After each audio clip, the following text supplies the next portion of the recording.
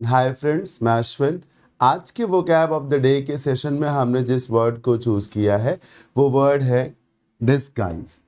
आइए डिटेल में इस वर्ड को पढ़ते हैं और इसके बारे में छोटी बड़ी बातों को जानते हैं। पहली बात, डिस्गाइज एक वर्ब है। वर्ब होने के साथ साथ डिस्गाइज एक नाउन है। ज्यादातर मौकों पे यही देखा गया है कि डिस्गाइज को हम वर्ब के तरीके से यूज करते हैं। मीनिंग पे आइए। डिस्गाइज, मैं यहां ये बताना चाहूंगा कि डिस्गाइज का गाइज अलग करिए।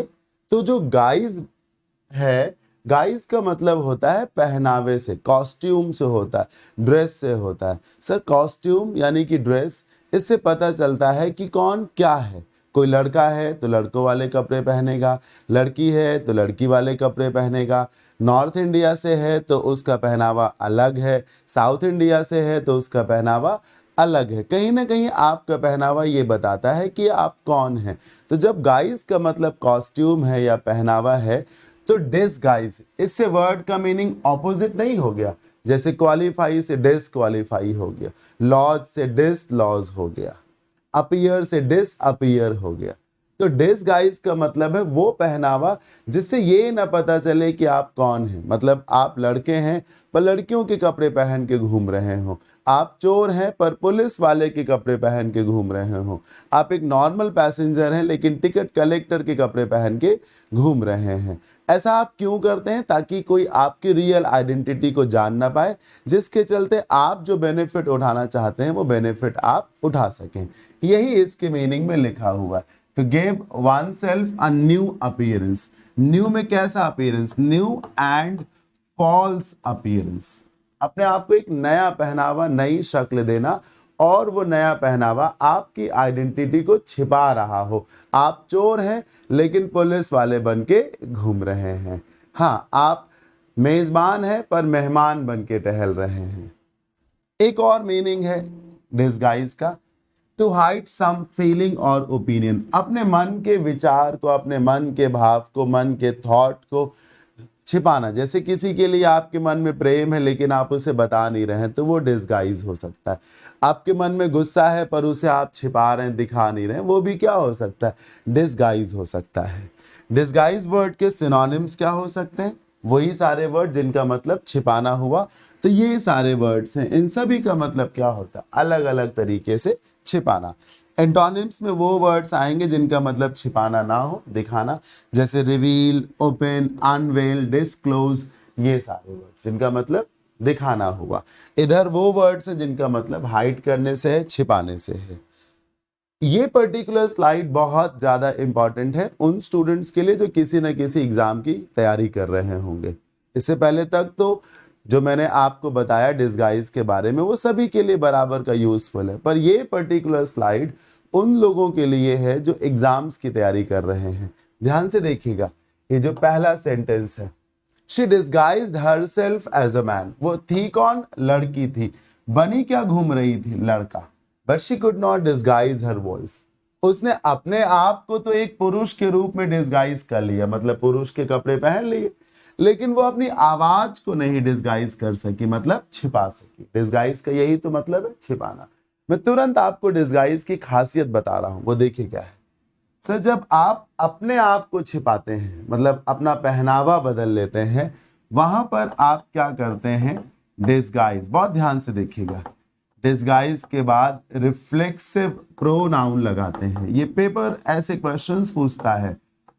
प्रोनाउन लगाते हैं, फिर एज लगाते हैं, और एज लगा करके जो आपका न्यू अपीयरेंस होता है कि आप हैं कौन। जैसे कि वास्तव में वो एक लड़की थी लेकिन वो बन के क्या घूम रही थी? लड़का।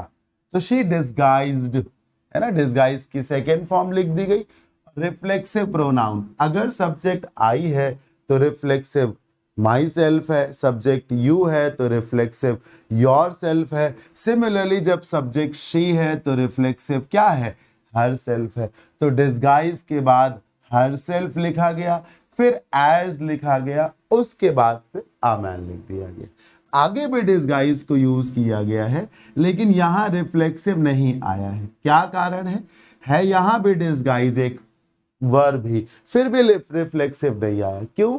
क्योंकि यहां पर उसने अपने आप को नहीं छिपाया ना, इस बार उसने अपनी आवाज को छिपाया है या अपने मन के भाव को छिपाया है। ये देखिए, ये भी एक एग्जाम्पल है, अभी उसको बताएंगे, पहले इसको देखिए। He could not disguise his anger at not being served desserts after food. किसी को भोजन के बाद मिठाई नहीं दी गई। डेजर्ट्स मतलब मीठी चीजें, यूजुअली जो हम खाना खाने के बाद लेते हैं, तो उसे खाना खाने के बाद मीठा नहीं ऑफर किया गया। इससे वो गुस्सा हो गया और चाह कर भी वो अपने इस गुस्से को छिपा नहीं सका। ये देखिए, यहाँ भी डिस्गाइज एक वर्ब है, कुड ऑक्सिलरी वर्ब है, नॉट के बाद डिस्गाइज मेन वर्ब है। यहां पर भी रिफ्लेक्सिव प्रोनाउन और एज नहीं आया। क्यों? क्योंकि डिस्गाइज के बाद रिफ्लेक्सिव प्रोनाउन और एज केवल तभी आता है जब आप अपनी आइडेंटिटी को छिपा रहे हो, बाकी अपने मन के भाव को छिपा रहे। जैसे कि उसने अपनी आवाज को छिपाया तो नो रिफ्लेक्सिव, उसने अपने गुस्से को छिपाया या नहीं छिपाया तब भी नो रिफ्लेक्सिव। इसको देखिए, the famous actress usually goes out in disguise to avoid being bothered by the public। वो फेमस एक्ट्रेस अक्सर जो है बाहर जब जाती है तो भेष बदल करके जाती है ताकि पब्लिक के द्वारा उसे परेशान ना किया जाए। ध्यान से देखिए, ये जो डिस्गाइज आप देख रहे हैं ये एक नाउन है। पीछे की स्लाइड में मैंने आपको बताया था ना कि disguise work both as a verb as well as a noun. तो फिर यहां पर ये एक नाउन है। कैसे समझेंगे? समझिए, इन एक प्रेपोजिशन है, प्रेपोजिशन के बाद अगर ये वर्ब होती तो फिर आईएनजी फॉर्म में ना होती, ये अपनी फर्स्ट फॉर्म में है या पेरेंट फॉर्म में है तो ये वर्ब है ही नहीं, वरना इन के बाद तो फिर इन फाइंडिंग, इन फाइंड नहीं होता, इन फाइंडिंग होता। तो ये एक नाउन है। एक सेंटेंस मैं लिखूंगा आपके आगे, उसके बारे में आप बताइएगा, ठीक? The thief a police officer.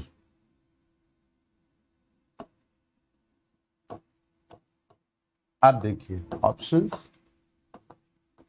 Disguised, दूसरा ऑप्शन